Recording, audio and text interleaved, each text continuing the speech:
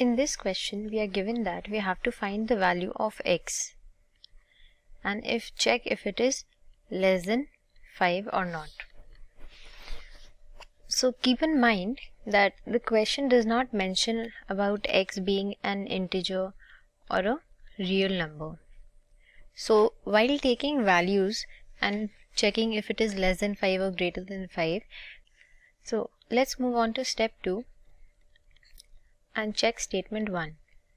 The statement 1 tells us that the squared of x is greater than 5.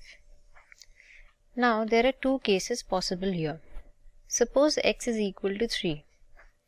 Then the square of x, which is 9, that is greater than 5.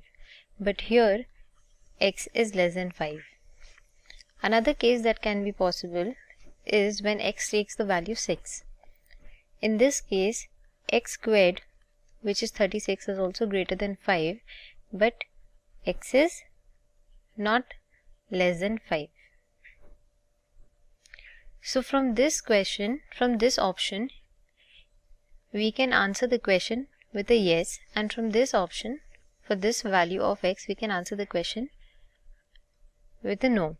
Since we are getting contradictory answers, we conclude that statement 1 is insufficient. And from the given options, we eliminate A and D. We now move on to statement 2 and analyze its sufficiency.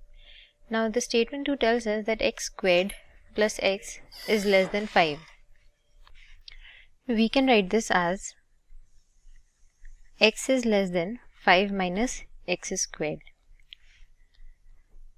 Now we have to check if this expression is less than 5 or not. Now we know that the square of any number will be greater than or equal to 0.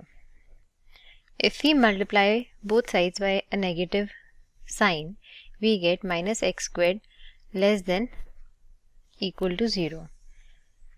Now to get this expression of 5 minus x squared, we add 5 on both sides, and this gives us 5 minus x squared less than or equal to 5.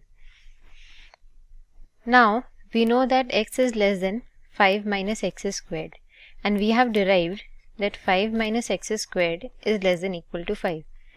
We can combine these two inequalities and write it as one inequality, as x less than 5 minus x squared less than or equal to 5.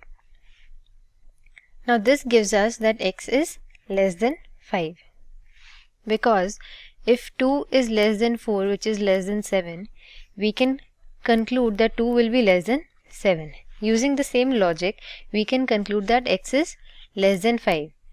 So from the statement 2, we can answer the question with a definite yes, that x is less than 5. So statement 2 is sufficient, and the correct answer is option B.